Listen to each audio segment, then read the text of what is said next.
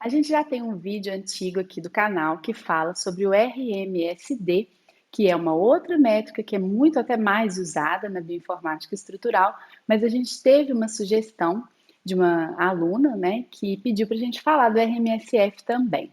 Bom, então a gente vai falar dessa métrica e da diferença também para o RMSD. Então, RMSF é Root Mean Square Fluctuation, ou seja, é o desvio quadrático médio da flutuação de um átomo.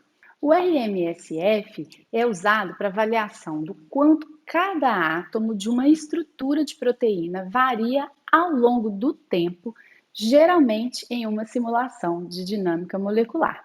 Então, lembrando do RMSD, né, eu vou sugerir que vocês assistam o outro vídeo para mais detalhes, mas o RMSD ele é uma métrica muito usada para se comparar duas estruturas de proteína. Então, eu tenho normalmente duas estruturas cujas sequências são ou iguais ou similares, né, proteínas de uma mesma família, proteínas de um mesmo enovelamento, para os quais fazem sentido alinhar, sobrepor essas duas estruturas, e uma vez que eu tenho os átomos equivalentes entre essas duas estruturas, eu calculo o desvio quadrático médio das coordenadas tridimensionais desses átomos, tá? Então, o RMSD é uma métrica utilizada para comparar duas estruturas de proteína. Já o RMSF, ele computa o quanto um mesmo átomo, né, o quanto cada átomo de uma única estrutura se desvia, varia ou flutua, né, em torno daquela coordenada inicial ao longo do tempo em uma simulação de dinâmica molecular. Então, basicamente, as fórmulas são muito parecidas, né? Uma métrica lembra muito a outra, mas vamos dizer assim, o objetivo das duas é diferente e o que elas calculam é completamente diferente. Então, RMSD, comparação entre estruturas. Você pode, por exemplo, comparar um modelo resolvido por homologia com uma estrutura experimental, para ver o quanto você erra. Você pode, por exemplo, comparar o RMSD de uma proteína selvagem e de uma proteína mutante. Tá? Então, normalmente, o RMSD compara as coordenadas de duas proteínas diferentes. E o RMSF avalia o quanto cada átomo de uma proteína flutua ao longo do tempo, normalmente numa simulação de dinâmica molecular. Acontece que a fórmula das duas é muito parecida, né? Mas alguns termos ali mudam e isso é bem importante no conceito aí, tá? Então vamos dar uma olhadinha na fórmula do RMSF. Bom, aqui a gente tem a fórmula do RMSF e notem aqui que o RMSF é calculado por átomo, tá? Então, ao contrário do RMSD, em que a gente tem uma única métrica para a proteína como um todo, né? Normalmente a gente faz a média para todas as partículas, né? Para todos os átomos considerados. Aqui não, a gente tem aqui o RMS por átomo. Tá? Então, é o desvio quadrático médio, né? A raiz quadrada do desvio quadrático médio.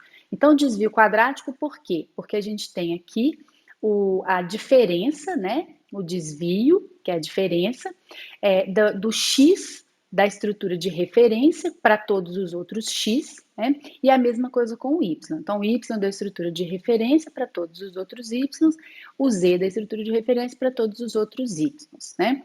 Para todos os outros z's, desculpa.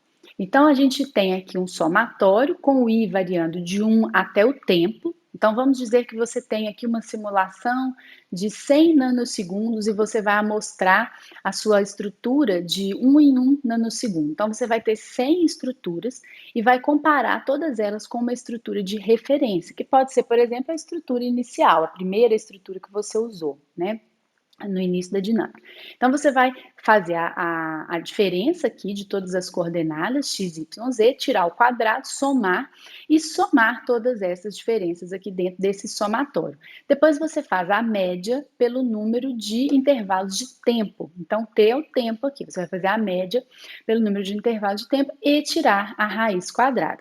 Então, o RMSF é basicamente isso, né? Como a gente falou várias vezes, eu desvio a raiz quadrada do desvio quadrático médio de todas as coordenadas. Só que você vai fazer a média ao longo do tempo e ainda vai tomar, né, a estrutura de referência, como sendo, por exemplo, a inicial, e comparar todas as estruturas com essa estrutura de referência. Então, na figura aqui de exemplo, né, talvez fique um pouco mais claro, eu tenho um mesmo átomo, tá?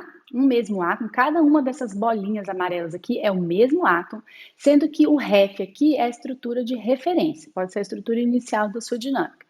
E aí eu vou considerar, então, este mesmo átomo no tempo T1, no tempo T2, no tempo T3, T4, T5 e assim sucessivamente.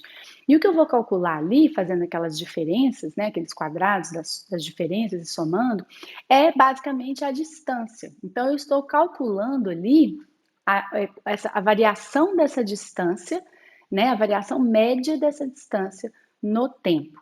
Então, o que eu vou ter no final é uma métrica que me dá realmente a flutuação, né? O quanto cada ponto variou ao longo do tempo. Então, se esse ponto não se mexeu nada, todos os pontinhos estão praticamente um em cima do outro, essa distância ou essa flutuação tende a zero.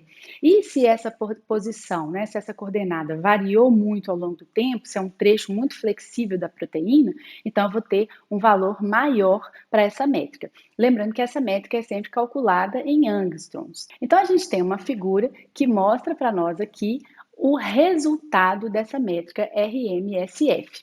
Então eu peguei aqui uma proteína de exemplo no PDB, tá? Isso aqui não é uma simulação de dinâmica molecular, na verdade, isso aqui é uma estrutura de NMR, tá? Mas no fim não importa. Eu posso calcular da mesma forma para todos os meus modelos aqui, que na verdade aqui são em torno de 10, se eu não me engano, eu posso calcular aqui a flutuação para cada átomo destes meus modelos, tá? Então, o que eu fiz aqui? Eu tomei o modelo número 1 como referência e calculei para todos os átomos, né? Aqui temos em torno de 1.500 átomos.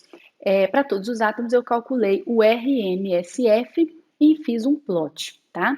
Então, no eixo Y, eu tenho o valor calculado do RMSF em angstroms e aqui embaixo eu tenho os átomos, tá? Então, aqui eu tenho o N-terminal da minha proteína, que está mostrado em azul escuro na estrutura, e deste lado de cá eu tenho o C-terminal, que está mostrado em vinho, em vermelho escuro, tá? Então, a gente pode notar aqui que o inicinho aqui, o N-terminal, é um pouco mais móvel, né? O RMSF que está um pouquinho mais alto, depois ele cai, porque eu tenho uma hélice pequenininha aqui azul claro, depois ele aumenta de novo, que é justamente esse loop aqui que é bem móvel, né? Tem uma flutuação maior, depois ele cai de novo, né? E novamente ele aumenta um pouco aqui, provavelmente nessa região laranja, que tem um pouco mais de flutuação, depois ele cai de novo aqui, né, nessas regiões que tem bastante hélices aqui, provavelmente essa hélice aqui em vermelho seja esta região aqui, bem mais estável, né, bem mais rígida, bem mais estruturada, e de repente começa a subir aqui bastante, né? Essa região de subida aqui é este terminal aqui, essa cauda terminal da proteína, que como vocês podem observar, é bastante flexível, né? Então a flutuação aqui dessa região é bem alta, tá? Então, essa ideia do RMSF, tá? É uma métrica que nos ajuda a avaliar a mobilidade, a flexibilidade, a plasticidade de cada região de uma cadeia de proteína ao longo de uma simulação de dinâmica molecular, tá bom? Bom, então se você tem sugestões de outros conteúdos para a gente fazer aqui, como esse, um glossário dentro da bioinformática estrutural, não deixe de colocar para a gente aqui o comentário, a gente vai adorar saber, vai aproveitar a sua sugestão com certeza, e também não deixe de se inscrever no canal se você não está inscrito, compartilhar com colegas que possam ter interesse por esse assunto e também curta o vídeo que ajuda bastante a divulgar esse conteúdo para outras pessoas. Até o próximo!